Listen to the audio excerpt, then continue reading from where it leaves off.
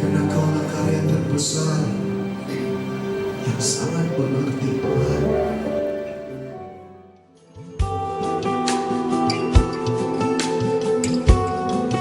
Dengan lutut bertelut, Kau berkata pada Bapa, bukan kehendakku, namun kehendak-Mu jadilah.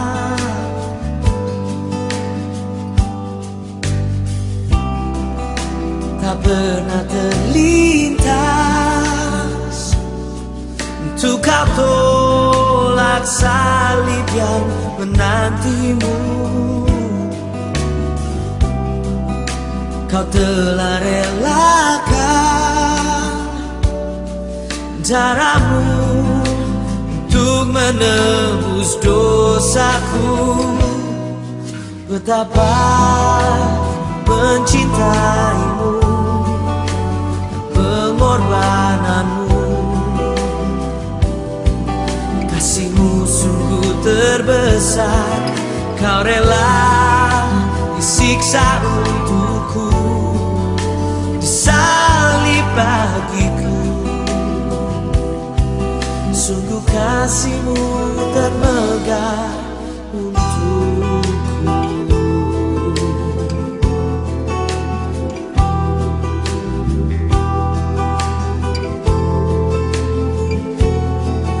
Dengan tubuh yang hancur, Kau berseru pada Bapa,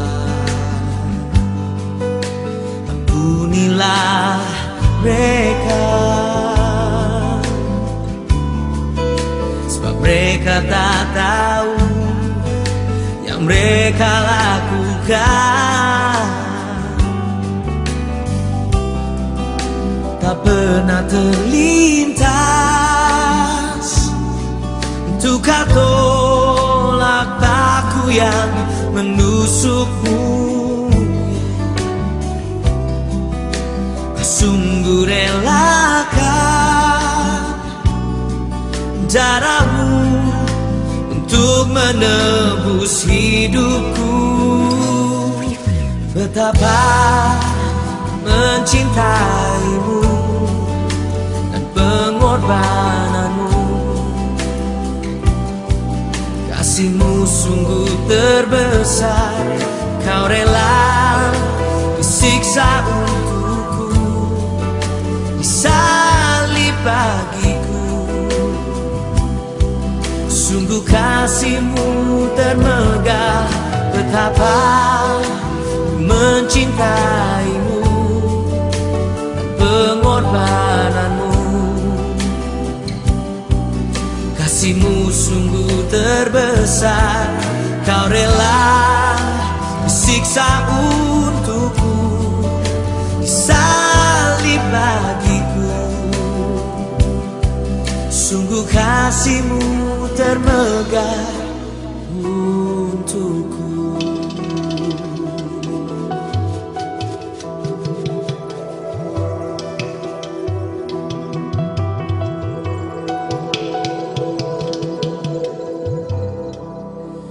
Pernah terlintas untuk Kau tolak salib yang menantimu. Kau telah relakan darah-Mu untuk menebus dosaku. Betapa mencintaimu dan pengorbananmu, kasih-Mu sungguh terbesar. Kau rela disiksa untukku, disalib bagiku. Sungguh kasih-Mu termegah. Betapa ku mencintai-Mu dan pengorbanan-Mu. Kasih-Mu sungguh terbesar. Kau rela disiksa untukku, disalib bagiku. Sungguh kasih-Mu termegah untukku.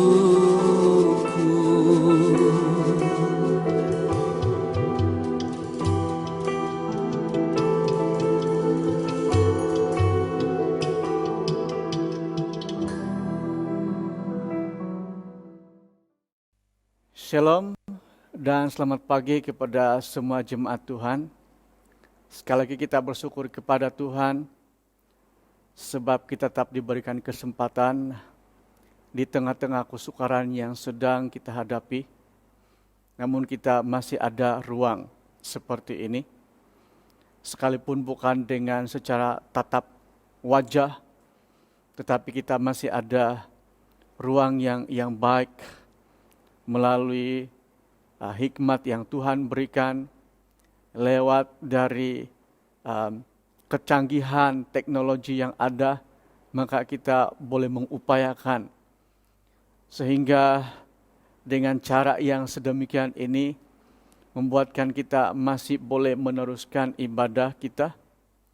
Dan istimewa untuk hari ini khususnya mengenai dengan Hari Paskah yang sudah ditetapkan, dan hari ini merupakan sesi pertama dari 2 sesi yang akan berlangsung. Dan kiranya dengan kesempatan yang ada ini akan membuatkan kita tetap dapat merasai dan menikmati Hari Paskah pada tahun ini. Sekalipun dengan keadaan yang terbatas, tetapi kita tetap bersyukur untuk semua keadaan itu. Saudara-saudara, pada pagi hari ini kita belajar satu tema firman Tuhan, yaitu kebangkitan Kristus mengalahkan kuasa maut. Ini merupakan tema Hari Paskah SIB Bandar Labuan pada tahun ini. Dan oleh itu saya mengajak kita untuk membaca dalam Roma 6 ayat yang ke-9 dikatakan seperti ini.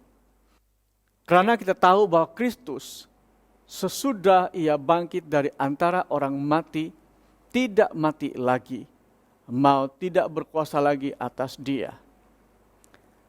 Dalam ayat ini berlaku 2 peristiwa besar ke atas satu pribadi, yakni Kristus Yesus. Dikatakan bahwa Kristus itu mati, tapi dalam waktu yang sama Kristus itu bangkit. Kematian Kristus Yesus berlaku pada hari Jumat dan bangkit pada hari yang ketiga, yaitu pada hari Ahad. Angka ketiga ini memberikan satu gambaran atau simbolik mengenai dengan kesempurnaan Allah Tritunggal. Dia yang telah mati pada hari Jumat, kemudian dia bangkit pada hari ketiga. Dalam waktu yang begitu singkat, dia telah bangkit daripada antara orang mati. Di dalam kematian Kristus Yesus, ada satu hal yang begitu unik, istimewa, bagi setiap orang yang percaya. Kenapa? Sekalipun dia mati, namun maut tidak berkuasa atas dia. Maut tidak mampu menahan dia dan mengurung dia di dalam kubur. Dan kematiannya pun tidak menyebabkan dia terkurung. Sebab Alkitab berkata, dia bangkit dari antara orang mati. Betapa luar biasanya Tuhan kita Yesus Kristus, sebab 2 perkara yang berlaku ke atas pribadinya itu semuanya di dalam kuasa yang tak terbatas. Keduanya itu merupakan hal di bawah takluk kakinya.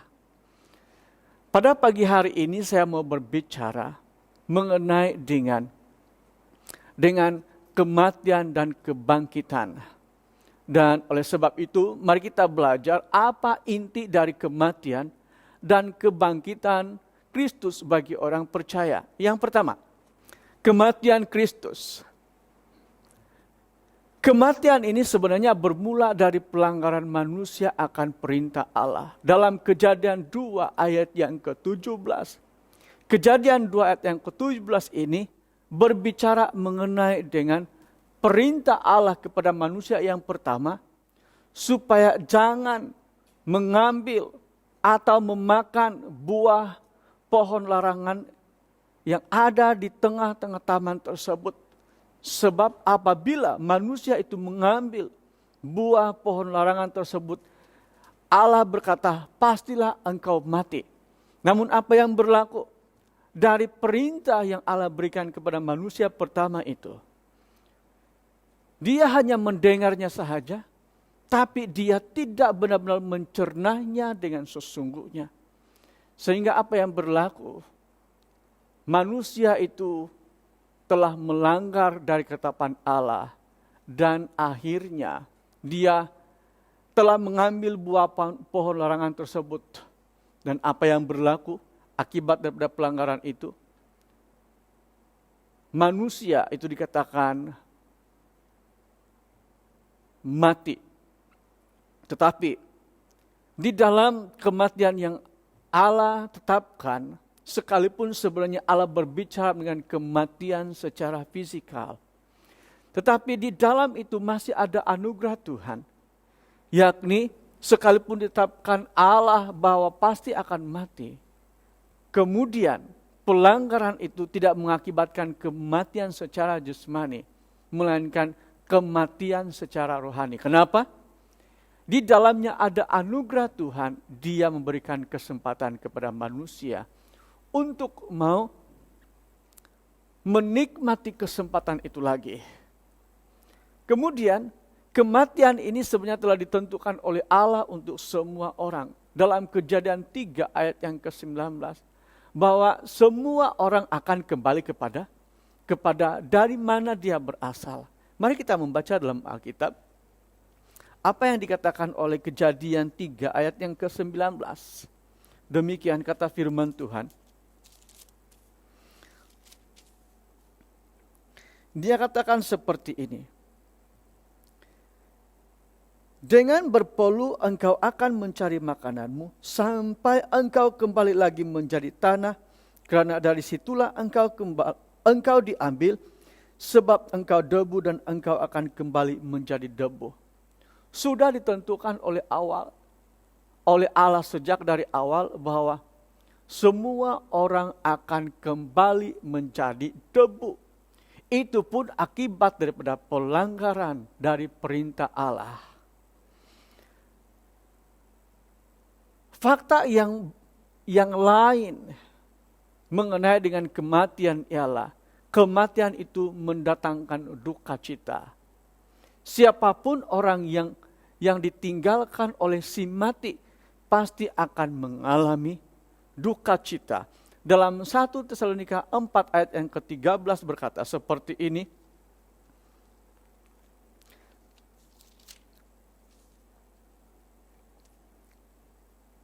Selanjutnya kami tidak mau saudara-saudara bahwa kamu tidak mengetahui tentang mereka yang meninggal, supaya kamu jangan berduka cita seperti orang-orang lain yang tidak mempunyai pengharapan.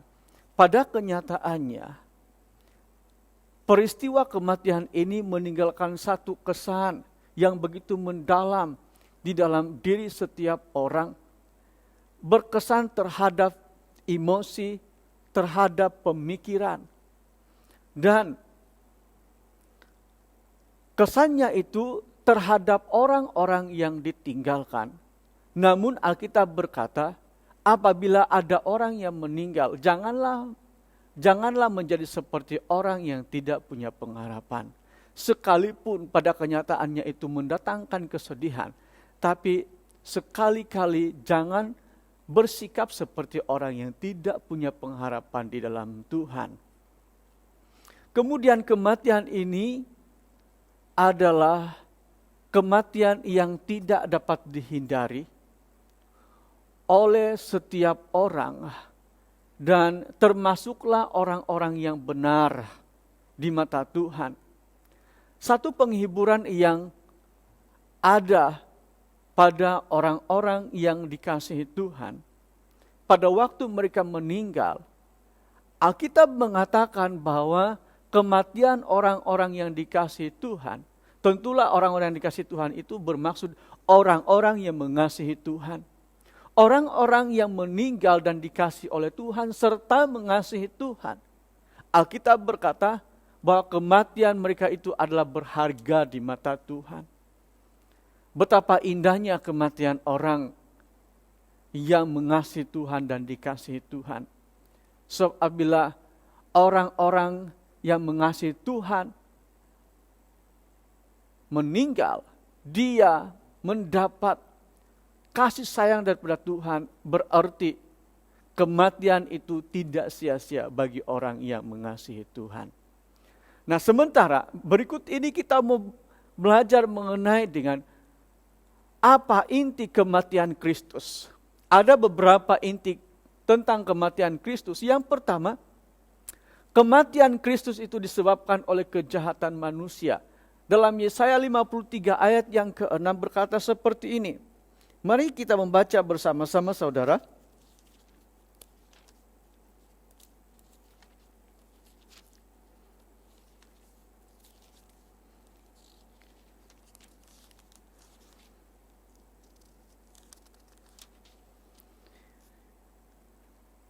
Yesaya pasal 53 ayat yang ke-6 dikatakan sedemikian.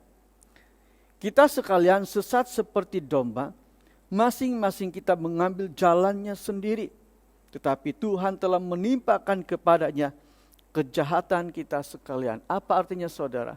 Ayat ini berbicara tentang orang-orang yang mengambil jalannya sendiri adalah orang-orang yang sesat.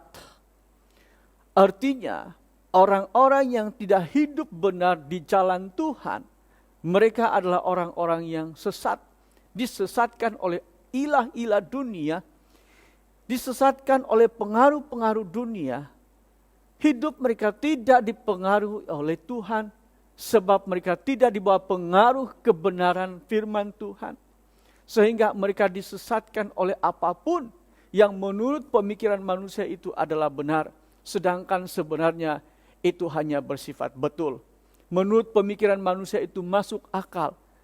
Namun saudara, belum tentu yang masuk akal itu adalah benar. Sebab kadang-kadang yang masuk akal itu akan membawa kepada kejahatan dan menjadi pelaku kepada kejahatan. Kejahatan manusia itulah yang menuntun kepada manusia. Menuntun manusia kepada hal-hal yang tidak benar, hal-hal yang menyesatkan. Dan akhirnya dalam ayat ini dikatakan, ayat ketiga ini di ayat ke-6 ini mengatakan,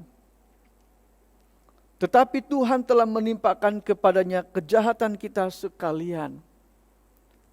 Kematian Kristus itu disebabkan kejahatan manusia.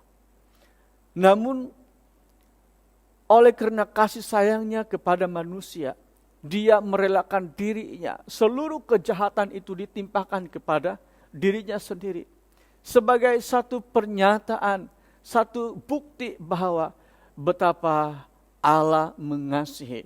Kesanggupannya untuk menimpakan seluruh kejahatan yang oleh kejahatan itu berakibat terhadap dirinya. Penghukuman dari Allah itu jatuh terhadap dirinya. Ayat ini merujuk kepada Kristus Yesus. Dalam 1 Korintus 15 ayat yang ketiga, dicatatkan demikian. 1 Korintus 15 ayat yang ketiga. Sebab yang sangat penting telah kusampaikan kepadamu, yaitu apa yang telah kuterima sendiri, ialah bahwa Kristus telah mati karena dosa-dosa kita, sesuai dengan kitab suci. Kristus telah mati karena dosa-dosa kita.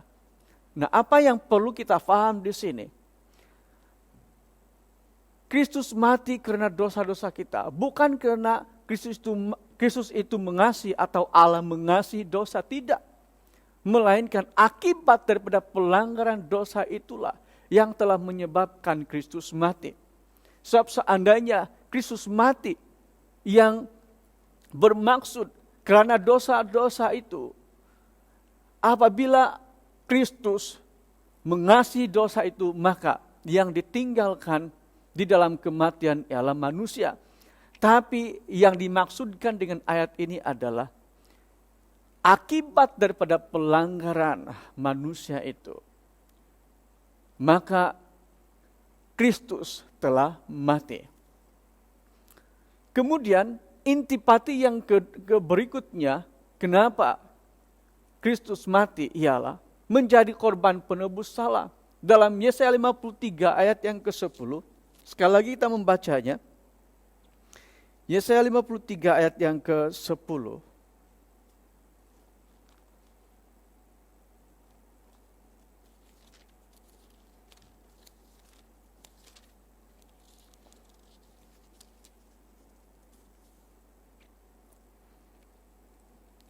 Tetapi Tuhan berkehendak meremukkan dia dengan kesakitan apabila ia menyerahkan dirinya sebagai korban penebus salah.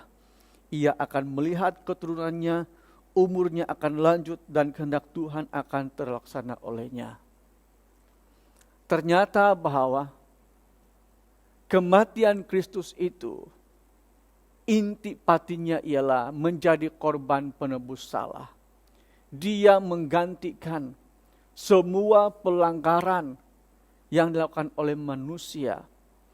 Dia memberikan dirinya untuk menjadi korban akibat daripada pelanggaran yang dilakukan oleh manusia.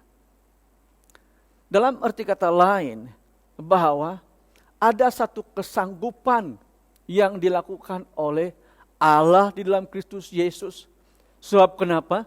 Manusia itu tidak sanggup untuk melakukan bagi dirinya. Manusia itu tidak mampu untuk melakukan bagi dirinya.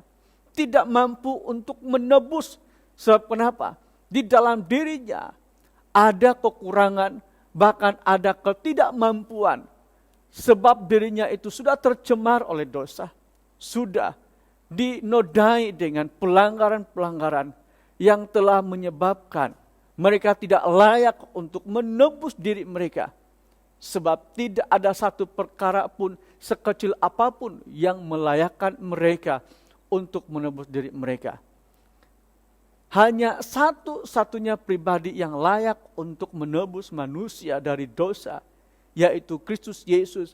Sekalipun dia sudah menjadi manusia 100%, tetapi dia tidak berdosa.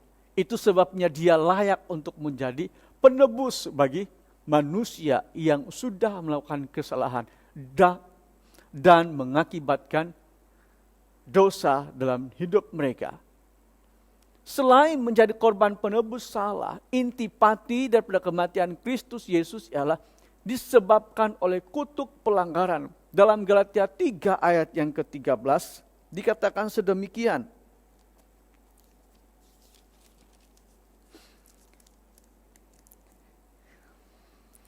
Kristus telah menebus kita dari kutuk hukum Taurat dengan jalan menjadi kutuk karena kita. Sebab ada tertulis, terkutuklah orang yang digantung pada kayu salib.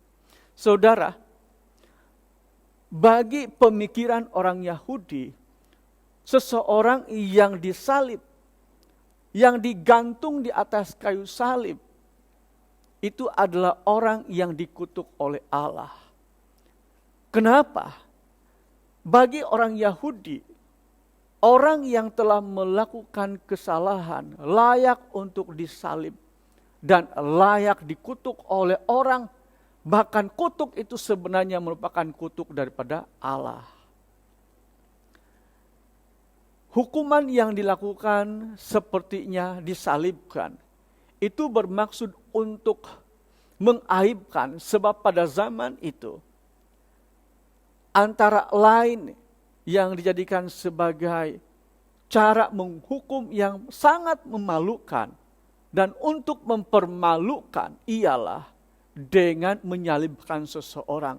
Maka Kristus Yesus itu telah digantung di atas kayu salib, sekalipun dari sudut kebenarannya dia tidak dapat dibuktikan bahwa dia telah melakukan kesalahan. Tetapi oleh sebab pelanggaran manusia, maka dia sanggup untuk dikutuk oleh Allah semata-mata pernyataannya dalam hal mengasihi itu terbukti pada waktu dia tergantung di atas kayu salib. Berbicara dengan kutuk, tidak ada sesiapapun yang mau dirinya dikutuk. Tetapi kebiasaannya orang suka untuk mengutuk. Kebiasaannya orang yang dikutuk itu adalah orang yang layak dikutuk. Orang berpikir bahwa dia layak dikutuk. Tetapi bagi Yesus Kristus, dia tidak layak dikutuk. Sebab jangankan 2 atau 3, sekecil apapun tidak dapat ditemukan kesalahan dalam dirinya. Sebab memang dia adalah orang benar dan tidak ada kesalahan. Tidak ada kekurangan, tidak ada kelemahan sedikit pun pada dirinya. Tapi oleh sebab kejahatan manusia, maka Alkitab berkata, dia terkutuk di atas kayu salib. Semuanya karena ditimpakan bahwa segala bentuk kutuk dosa yang dilakukan oleh manusia itu ditimpakan ke atas dirinya sendiri. Supaya dengan cara demikian sahaja, maka manusia itu akan beroleh satu status yang baru disebut sebagai anak Allah. Dan segala bentuk pelanggaran mereka itu telah dilenyapkan oleh kutuk yang jatuh yang ditimpakan pada diri Kristus Yesus. Betapa luar biasanya makna daripada kematian Kristus di atas kayu salib. Selain daripada disebabkan oleh kutuk pelanggaran, inti kematian Kristus juga berbicara dengan menyatakan kasih karunia dan rahmat Allah. Dalam Roma ayat yang ke-8 ayat yang ke-32. Dalam Roma 8 ayat yang ke-32.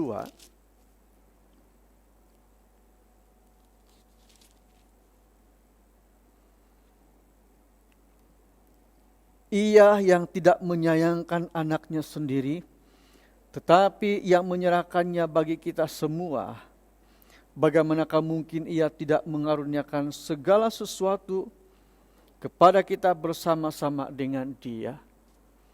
Ini berbicara tentang kasih karunia Allah dan rahmatnya yang besar. Dikatakan dalam ayat ini, bagaimana mungkin ia tidak mengaruniakan segala sesuatu kepada kita bersama-sama dengan dia. Apa artinya saudara? Bahwa Allah tidak pernah membatasi kasih-Nya. Dia tidak pernah membatasi kasih-Nya itu dengan memandang dan menghitung segala bentuk pelanggaran manusia. Buktinya ialah, dia katakan dalam ayat ini, bagaimanakah mungkin ia tidak mengaruniakan segala sesuatu kepada kita bersama-sama dengan dia. Siapakah yang dimaksudkan dengan ia tidak mengaruniakan segala sesuatu kepada kita bersama-sama dengan dia? Ada 2 kata ganti diri yang disebutkan di sini, yaitu ia. Ia itu berbicara dengan Allah, sementara dia itu berbicara mengenai Kristus Yesus. Allah telah menyatakan kasih-Nya di dalam Kristus Yesus tanpa terhalang oleh pelanggaran manusia. Di dalam Injil Yohanes 3 ayat yang ke-16 berkata, karena begitu besar kasih Allah akan dunia ini sehingga ia telah mengaruniakan anaknya yang tunggal. Saudara, tunggal itu berbicara satu-satunya, tidak ada yang lain lagi. Tapi Alkitab berkata, ia mengaruniakan segala sesuatu bersama-sama dengan Dia. Segala sesuatu itu adalah berbicara dengan apa yang ada pada Allah satu-satunya, yaitu anaknya Kristus Yesus. Itu diberikan kepada manusia. Ini mengingatkan kepada kita bahwa begitu Allah bermurah hati, Allah begitu mengasihi manusia, Dia benar-benar menyatakannya di dalam diri Kristus Yesus. Segala sesuatu, terkait dengan segala sesuatu itu adalah Yesus Kristus yang satu-satunya diberikan oleh Allah kepada dunia ini, dan itu berakhir dengan nyawa yang ada dalam Kristus Yesus. Itu pun diberikan oleh Allah dan diberikan oleh Kristus, supaya setiap orang yang benar-benar memahami akan kasih karunia dan percaya kepadanya akan menerima keselamatan di dalam Kristus Yesus.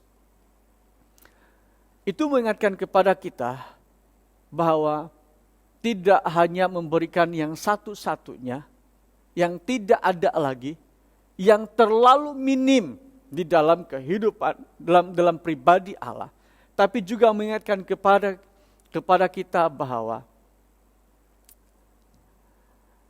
ada kesanggupan untuk rela mengorbankan nyawanya. Bagaimana dengan kita, saudara? Mungkinkah kita masih ada pemikiran untuk mempertimbangkan hal-hal tertentu? Mempertimbangkan dari segi waktu, tenaga kita, juga mungkin dari segi harta kita. Bahkan zon selesa kita pun tidak kita sanggup untuk korbankan kepada Tuhan. Tapi Allah dalam Kristus Yesus sudah mengorbankan segala sesuatu demi kebaikan untuk semua orang, mengajar dan mengingatkan kepada kita supaya janganlah kita mempertimbangkan atau memperhitungkan atau berhitung dengan Tuhan, sebab Allah tidak pernah berbuat demikian. Selain daripada menyatakan kasih karunia dan rahmat Allah, yang terakhir inti kematian Kristus ialah pernyataan kasih yang terbesar oleh Kristus. Dalam Yohanes 15 ayat yang ke-13 dikatakan demikian.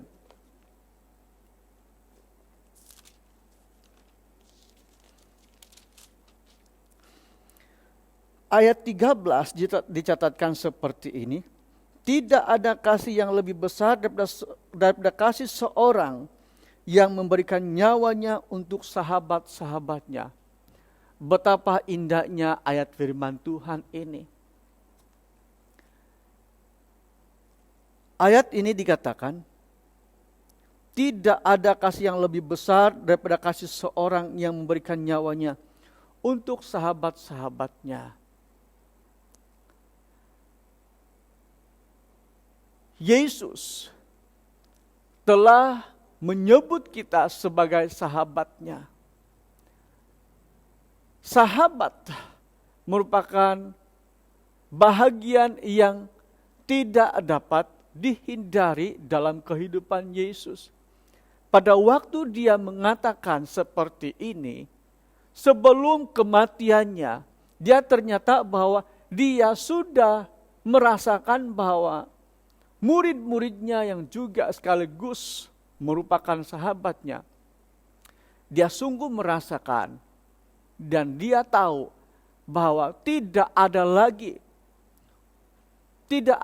sikap sebagai seorang sahabat pada waktu dia akan ditangkap, akan disesah, akan dipermalukan, dan pada waktu dia dalam keadaan yang nazak, tidak ramai yang akan bersama-sama dengan dia. Dan pada kenyataannya, Alkitab berkata hanya tinggal beberapa orang perempuan yang bersama-sama dengan Yesus pada waktu dia berada di atas kayu salib.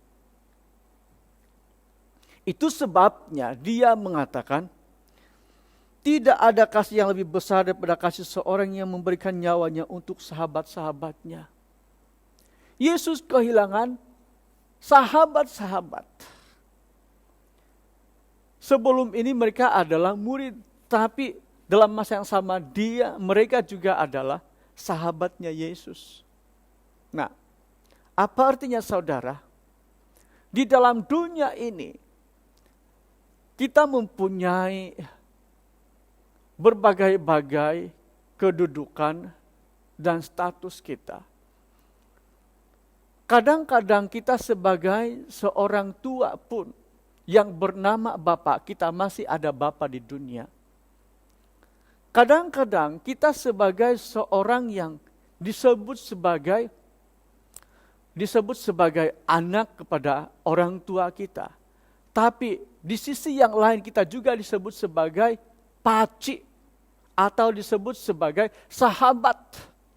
Dalam arti kata lain, bahwa semua status yang ada pada kita itu sangat penting dan memiliki tujuan masing-masing serta fungsi di dalam status yang ada pada kita. Nah, apa yang menjadi pelajaran bagi kita dari ayat ini adalah apapun status kita, itu masih terkait mengenai dengan kasih. Siapapun kita tidak boleh lepas dari memiliki kasih dan menghidupi kasih serta menyatakan kasih di antara satu dengan yang lain. Itu sebabnya Yesus telah mengatakan itu pada waktu-waktu hidupnya yang sudah semakin hampir. Semakin tiba waktunya dia tidak bersama-sama dengan murid-muridnya. Itu mengingatkan kepada kita bahwa kasih tidak boleh lepas daripada satu dengan yang lain. Yang kedua mengenai dengan kebangkitan Kristus. Kebangkitan merupakan suatu ajaran yang tidak masuk akal manusia. Dalam Matius 22 ayat yang ke-23, di mana ada orang-orang yang bertanya mengenai dengan kematian, mengenai dengan kebangkitan. Mari saya mengajak kita untuk membacanya seketika.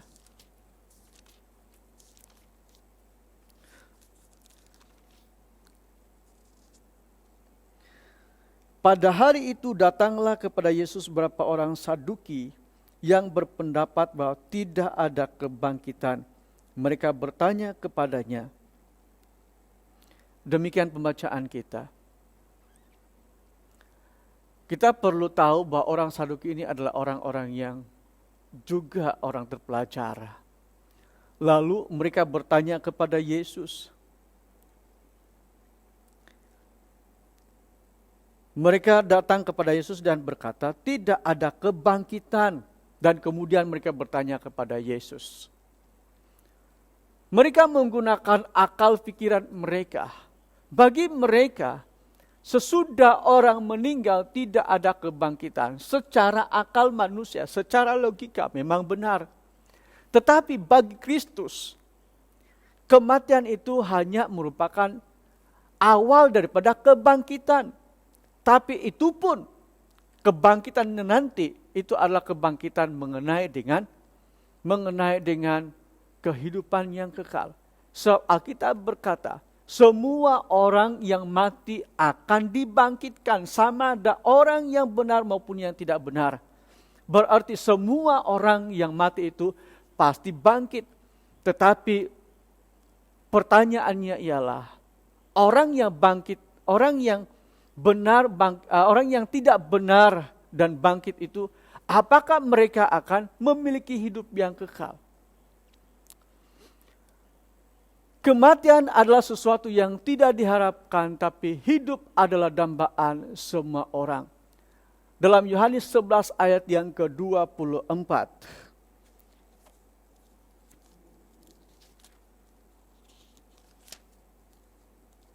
Apa yang dibicarakan di sana?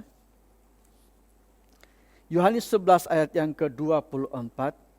Kata Marta kepadanya, "Aku tahu bahwa ia akan bangkit pada waktu orang-orang bangkit pada akhir zaman." Kenyataannya ialah kematian itu merupakan sesuatu yang tidak diharapkan. Sementara hidup itu adalah dambaan semua orang. Seperti apa yang diungkapkan oleh Marta. Cerita ini berkisah, mengisahkan tentang Lazarus yang sudah meninggal beberapa hari. Dan ayat ini berbicara dengan satu diskusi atau perbualan di antara Yesus dengan Marta. Dan perbualan antara Marta dengan Yesus itu berkisar mengenai dengan antara kebangkitan dan kematian. Dan yang ditekankan oleh Marta pada akhirnya ialah mengenai kebangkitan. Berarti hidup itu merupakan suatu yang didambakan oleh semua orang. Seperti pada waktu keadaan ini. Sekalipun ada orang yang mengatakan bahwa kematian itu bila-bila saja, berlaku di mana-mana saja. Dan kematian itu tidak dapat dielakkan. Namun pada kenyataannya ada orang yang merasa risau, dijangkiti dengan COVID, pasti akan berakhir dengan kematian apabila tidak disembuhkan dari rawatan tersebut. Itu memberikan satu gambaran bahwa orang yang tidak mempunyai persiapan secara rohani di hadapan Tuhan memiliki satu ketakutan mengenai dengan kematian. Justru dia mau hidup lagi supaya nanti siapa tahu kalau ada kesempatan lagi untuk mau memperbaiki kehidupan. Berarti hidup itu adalah suatu yang didambakan oleh semua orang tanpa siapapun berkecuali.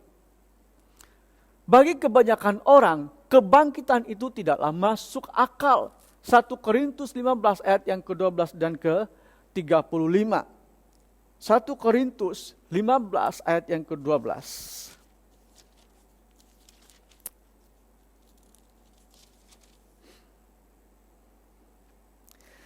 Jadi bila mana kami beritakan bahwa Kristus dibangkitkan dari antara orang mati, bagaimana mungkin ada di antara kamu yang mengatakan bahwa tidak ada kebangkitan orang mati? Bagi kebanyakan orang,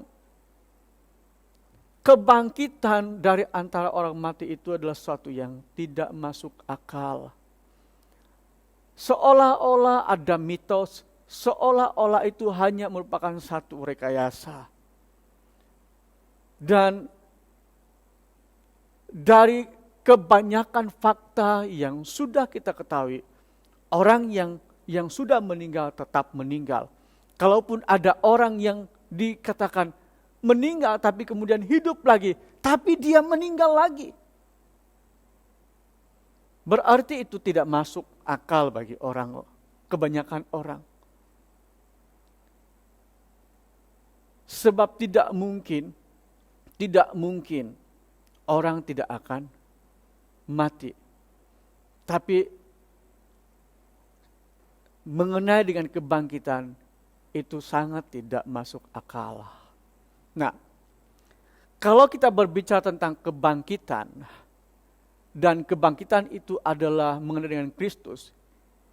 Kebangkitan Kristus adalah tentang yang pertama mengenai dengan kekuasaan Allah. Dalam Matius 22 ayat yang ke-29.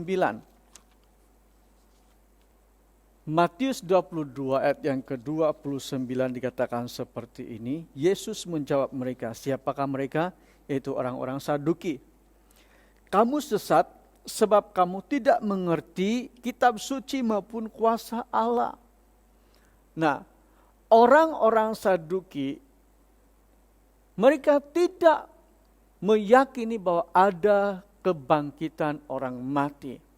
Tetapi Mereka berkata seperti itu disebabkan mereka hanya menggunakan fakta logika. Mereka hanya menggunakan pikiran manusia yang terbatas adanya. Sementara Allah yang unlimited, yang tidak terbatas. Kalau manusia, kuasa yang ada pada mereka itu terbatas, sekalipun mereka berkuasa. Umpama sebagai seorang Perdana Menteri, mereka punya kuasa. Tapi kuasa mereka pada satu waktu, dalam keadaan-keadaan tertentu, kuasa mereka terbatas. Tetapi kuasa Allah tidak pernah terbatas. Termasuklah membangkitkan orang mati. Pada waktu akhir zaman nanti, orang-orang yang sudah mati, Alkitab berkata, mereka akan bangkit daripada kuburan, mereka akan hidup, dan semua orang yang mati dan hidup nanti akan berhadapan dengan Sang Hakim. Saudara, itu berarti kuasa Allah itu tidak tertakluk dengan apa keadaan sekalipun, sebab Dia adalah pencipta di atas segala sesuatu. Bahkan termasuklah kematian pun, Dia bisa membangkitkan orang yang mati. Kemudian kebangkitan Kristus berbicara tentang lambang kemenangan. Dalam pembacaan awal kita tadi, dalam Roma 6 ayat yang ke-9 dikatakan demikian. Karena kita tahu bahwa Kristus sesudah Ia bangkit dari antara orang mati, tidak mati lagi, maut tidak berkuasa lagi atas Dia.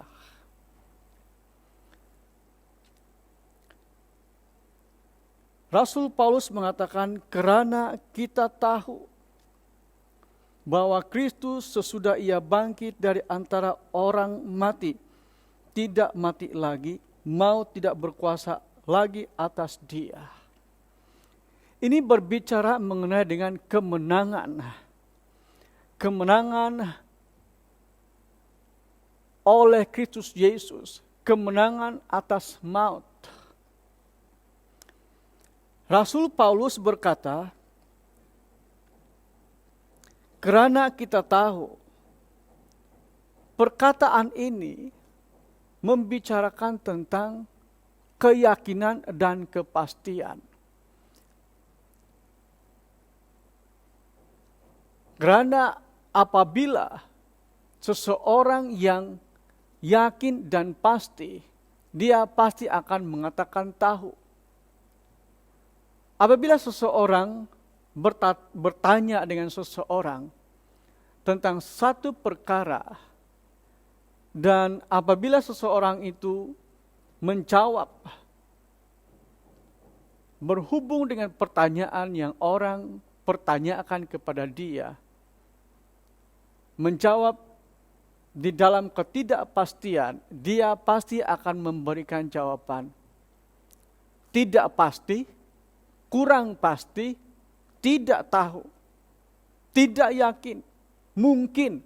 Itu adalah bentuk jawaban yang diberikan oleh seseorang yang dipertanyakan sesuatu, tapi dia tidak mengetahuinya secara pasti. Sementara orang yang dipertanyakan dengan pertanyaan yang sama, tapi dia tahu, dia pasti akan memberikan jawaban yang berbeza daripada orang yang tidak tahu. Orang yang tahu akan memberikan jawaban dengan singkat, di mana dia akan mengatakan, ya, saya tahu, yakin dan pasti. Itu adalah cara orang memberikan jawaban bagi orang yang tahu. Di dalam ayat ini, Rasul Paulus mengatakan, karena kita tahu bahwa Kristus sesudah Ia bangkit dari antara orang mati. Maksudnya ialah setelah Yesus Kristus bangkit dari antara orang mati, Dia tidak lagi disebut sebagai orang yang mati atau orang yang meninggal, melainkan Dia disebut sebagai orang yang hidup. suatu perkara yang luar biasa, yaitu Kristus mengalahkan maut. Kalau Kristus mengalahkan maut, berarti dia adalah pemenang. Dia menang atas maut. Apa artinya ini, saudara?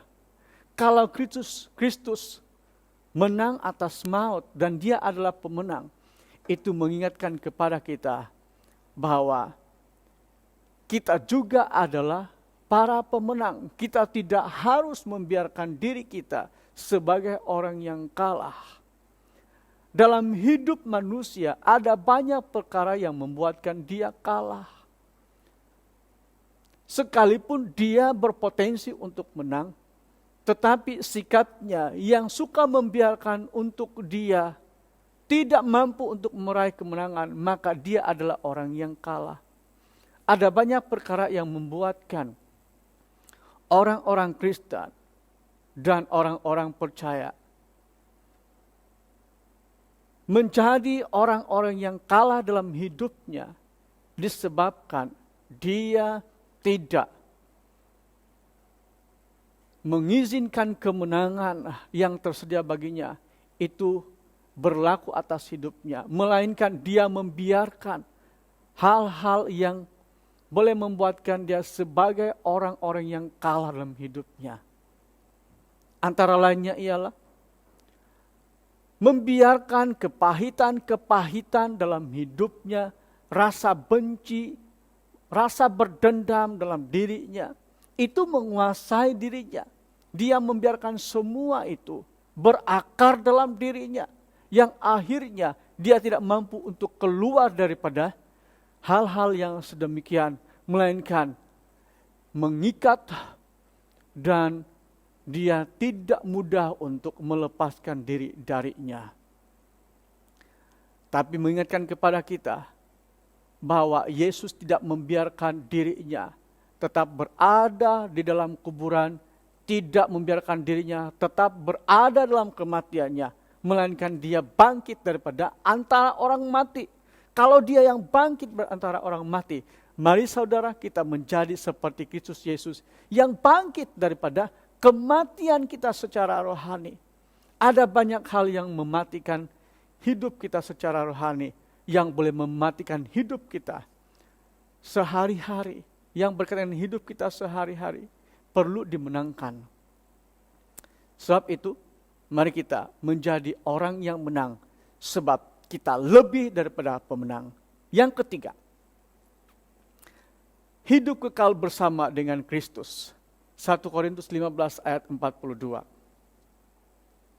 Demikianlah pula halnya dengan kebangkitan orang mati. Ditaburkan dalam kebinasaan, dibangkitkan dalam ketidakbinasaan. Ayat ini merujuk kepada orang yang meninggal di dalam Tuhan, atau orang yang hidupnya mengasihi Tuhan, tetap mereka masih meninggal. Tidak ada yang terkecuali dengan kematian, sekalipun orang benar. Dalam ayat ini, ditaburkan dalam kebinasaan, dibangkitkan dalam ketidakbinasaan. Ini merujuk mengenai dengan tubuh manusia ini adalah fana. Mereka pasti akan mati. Sebab tubuh yang ada dalam hidup manusia ini hanya bersifat sementara. Sementara hidup yang kekal itu adalah Kristus Yesus. Jadi barang siapa yang selama dia hidup di bumi dan mengasihi Tuhan, dan pada waktu dia meninggal, ada suatu janji Allah, yakni dia akan hidup kekal bersama dengan Tuhan. Dia akan hidup bersama-sama dengan pribadi yang kekal, yakni Kristus Yesus. Dia sudah ditetapkan untuk memiliki hidup yang kekal dan hidup dalam kekekalan. Karena itu adalah bahagian bagi orang-orang yang hidupnya mengasihi Tuhan. Sebab itu kita diperingatkan supaya kita hidup mengasihi Tuhan selama kita masih hidup dalam dunia ini. Kita tidak mengetahui bilakah atau entah bila Tuhan akan memanggil kita pulang kepadanya. Selama kita masih hidup dalam dunia ini, pergunakanlah waktu kita untuk hidup tetap mengasihi dan melayani Tuhan. Jangan membiarkan hidup kita ini mempunyai suatu kelompangan, mempunyai ruang-ruang yang tidak terisi dengan kebenaran. Jangan biarkan hidup kita ini lebih banyak diisi dengan hal-hal yang tidak benar. Melainkan kita mengisi ruang kehidupan kita ini dengan kebenaran-kebenaran yang Tuhan kehendaki untuk kita lakukan selama kita hidup. Dari dua intipati yang kita pelajari mengenai dengan kematian dan kebangkitan, itu memperingatkan kepada kita hal yang sama, yakni tentang kematian dan kebangkitan. Di mana kematian merupakan satu hal yang tidak dapat dihindari oleh semua orang. Namun kematian orang benar sangat berharga di mata Tuhan. Janji Tuhan kepada orang yang hidupnya mengasihi Tuhan, itu sangat dihargai oleh Tuhan. Dan kalau itu sangat berharga di mata Tuhan, itu karena Tuhan menghargai orang yang mengasihinya. Maka kita harus hidup mengasihi Tuhan, supaya hidup kita berharga dan dihargai oleh Tuhan. Kematian Kristus melambangkan Allah begitu sayang kepada umat manusia, supaya setiap orang yang percaya kepadanya tidak akan binasa. Allah begitu sayang kepada umat manusia. Dia rela untuk mati. Dia rela memberikan dirinya, memberikan satu gambaran bahwa ada kesanggupan, ada kerelaan untuk mengorbankan sesuatu yang ada pada dirinya. Pertanyaan untuk kita ialah, apakah kita ada kerelaan dan kesanggupan untuk mengorbankan apa yang ada dalam hidup kita? Mengorbankan tenaga, waktu kita, harta benda kita, apa saja yang berharga dari hidup kita, kita berikan kepada Tuhan. Mungkin termasuklah zon selesa kita, apa kita sanggup untuk merelakannya diberikan bagi memuliakan nama Tuhan. Sebab apa yang kita tahu dalam dunia ini, Alkitab berkata,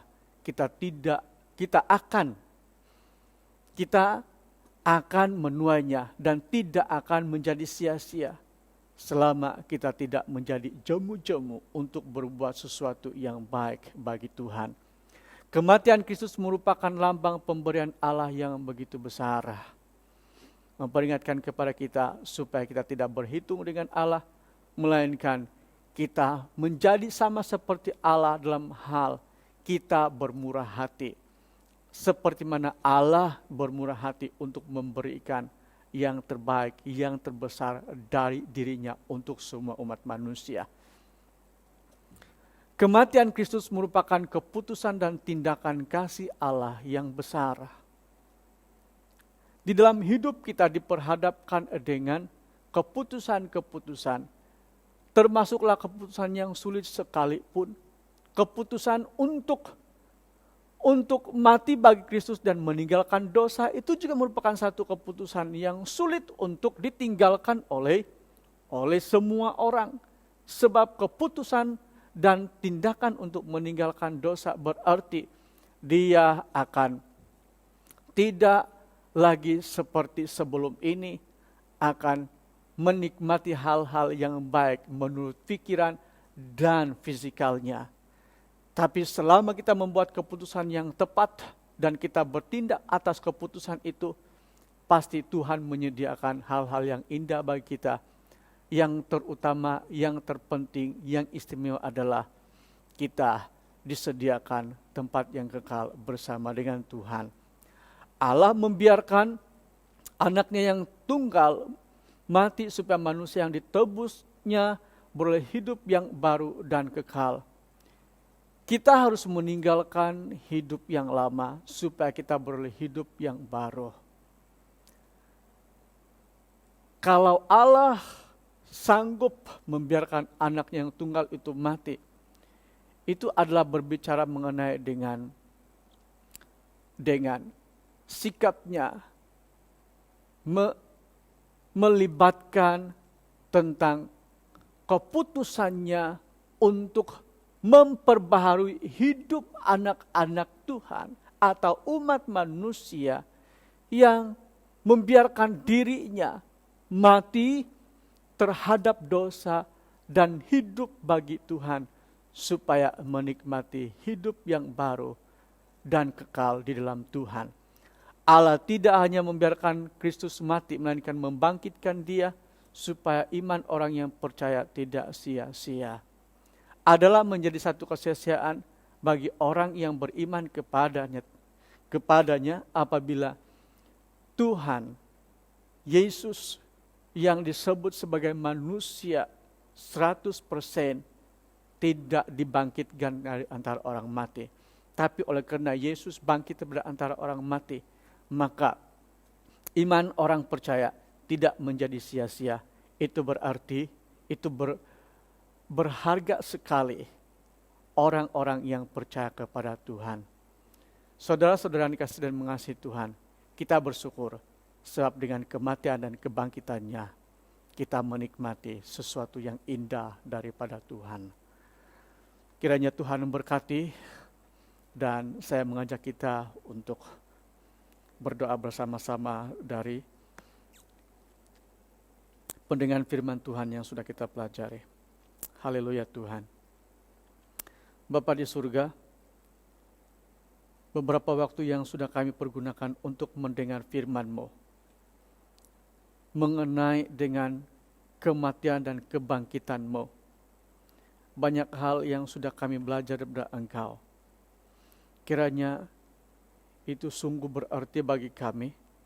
Kami memaknainya dengan sungguh-sungguh, dengan bertindak atas kebenaran yang kami dengar.